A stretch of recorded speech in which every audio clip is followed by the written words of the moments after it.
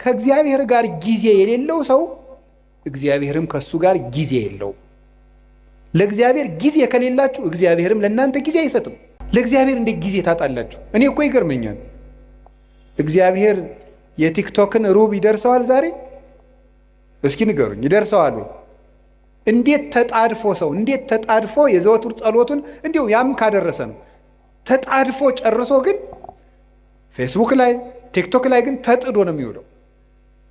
እባካችሁ ለእግዚአብሔር ጊዜ ስጡ። እውነቴን ለእግዚአብሔር ጊዜ ከሌላችሁ ትጠፋላችሁ። የእውነቴን ለማስቀደስ ጊዜ የሌላችሁ ሰዎች እድሜያችሁ ያጥራል።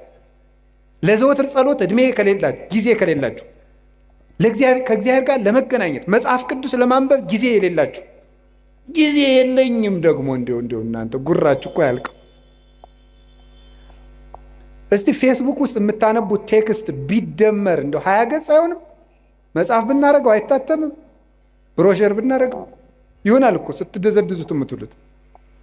እንዴት ነው ጊዜ የሌላችሁ? አሁን እኮ ሁሉም ሰው ቲክቶከር የሆነው እቤት የሚሰማው ስላጣ ነው። እቤት የሚሰማው ስላጣ እዚያ እየወጣ መለፍለፍ፣ ዝም ብሎ ድንችም እየበላ መለፍለፍ፣ በቆሎም እየበላ መለፍለፍ።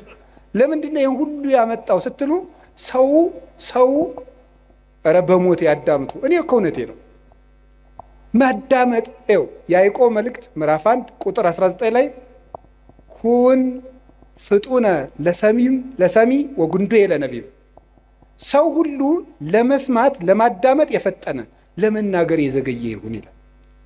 ለማዳመጥ የፈጠነ ለመናገር የዘገየ ይሁን። የሰው ልጅ ብዙ የማዳመጥ የምታዳምጡ ከሆነ ሰው ይወዳቸዋል። ከሰው ጋር የመኖር ጥበብ አንዱ ማዳመጥ ነው። እንደውም ልንገራችሁ፣ ሰዎች የት ይገኛሉ ብላችሁ ብትጠይቁ እኔ ልንገራችሁ የት እንደሚገኙ። አንደኛ የሚበሉበት ቦታ ነው የሚገኙት። ሁለተኛ የሚሰሙበት ቦታ ነው የሚገኙት፣ የሚሰሙበት ቦታ። ሶስተኛ የሚወደዱበት ቦታ ነው የሚሄዱት። አራተኛ የሚከበሩበት ቦታ ነው የሚኖሩት። ሰዎችን ብትፈልጓቸው የምታገኙት ከዚህ ነው የምታገኟቸው። የሌለንን ነገር ማምጣት ከፈለጋችሁ ጊዜያችሁን ተጠቀሙ። ጊዜ ላይ የሚቀልድ ሰው ምኞቱን ታቅፎ ይሞታል እንጂ ምንም አያመጣም። የኃጢአት ምንጮች የሚባሉት መብል፣ መጠጥ፣ የእረፍት ብዛት፣ እንቅልፍ ናቸው። ስለዚህ እረፍት የሚያበዙ ሰዎች ምንጊዜም ህይወታቸው ሀዘንተኛ ነው። የእንቅልፍ ብዛት የተቦጫጨቀ ልብስ ያስለብሳል ይላል ሰሎሞን።